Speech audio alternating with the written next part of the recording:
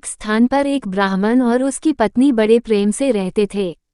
किंतु ब्राह्मणी का व्यवहार ब्राह्मण के कुटुंबियों से अच्छा नहीं था। परिवार में कलह रहता था।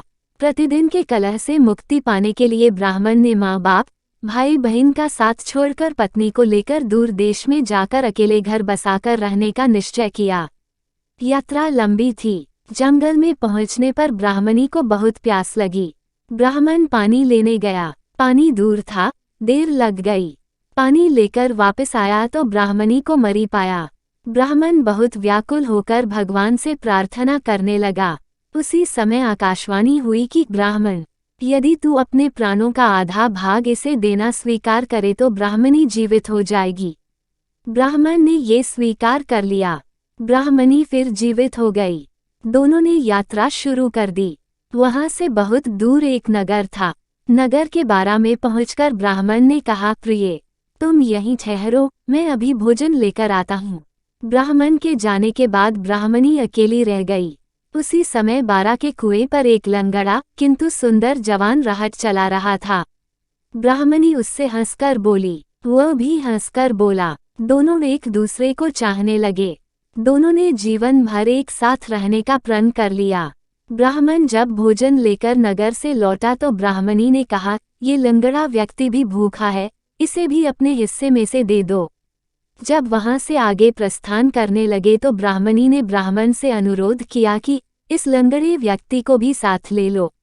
रास्ता अच्छा कट जाएगा। तुम जब कहीं जाते हो तो मैं अकेली रह जाती हूँ। बात करने को भी कोई नहीं होता। इसके साथ रहने से कोई बात करने वाला तो रहेगा। ब्राह्मण ने कहा, हमें अपना भार उठाना ही कठिन हो रहा है, इस लंगड़े का भार कैसे उठाएंगे? ब्राह्मणी ने कहा, हम इसे पिटारी में रख लेंगे। ब्राह्मण को पत्नी की बात माननी पड़ी। कुछ दूर जाकर ब्राह्मणी और लंगड़े ने मिलकर ब्राह्मण को धोखे से कुएं में धकेल दिया। उसे मरा समझकर वे दोनों आगे बढ़े। नगर की सीमा पर राज्य कर वसूल करने की चौकी थी। राजपुरुषों ने ब्राह्मणी की पेटारी को जबरदस्ती उसके हाथ से छीन कर खोला तो उसमें वह लंगड़ा छिपा था। ये बात राज दरबार तक पहुंची। राजा के पूछने पर ब्राह्मणी ने कहा, यह मेरा पति है। अपने बंधु बांधवों से परेशान होकर हमने देश छोड़ दिया है। राजा ने उसे अपने देश में बसने की आज्ञा दे दी। कुछ दिन बाद किसी साधु के हाथों कुएं से निकाले जाने के उपरांत ब्राह्मण भी उसी राज्य में पहुंच गया।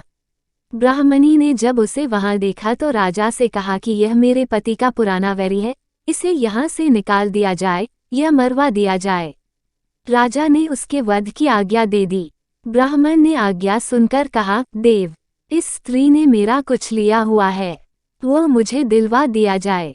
राजा ने ब्राह्मणी को कहा, देवी, तूने इसका जो कुछ लिया हुआ है सब दे दे। ब्राह्मणी बोली, मैंने कुछ भी नहीं लिया। ब्राह्मण ने याद दिलाया कि तूने मेरे प्राणों का आधा भाग लिया हुआ है। सभी देवता इसके साक्षी हैं। ब्राह्मणी ने देवताओं के भय से वह भाग वापस करने का वचन दे दिया, किंतु वचन देने के साथ ही वह मर गई। ब्राह्मण ने सारा वृतांत राजा को सुना दिया। एक राज्य में अतुलबल पराक्रमी राजा नंद राज्य करता था। उसकी वीरता चारों दिशाओं में प्रसिद्ध थी। आसपास के सब राजा उसकी वंदना करते थे। उसका राज्य समुद्र तट तक फैला हुआ था। उसका मंत्री वरुचि भी बड़ा विद्वान और सब शास्त्रों में पारंगत था। उसकी पत्नी का स्वभाव बड़ा तीखा था। एक दिन वो प्रणय कलह में ही ऐसी रुठ गई कि अनेक प्रकार से मनाने पर भी न मानी।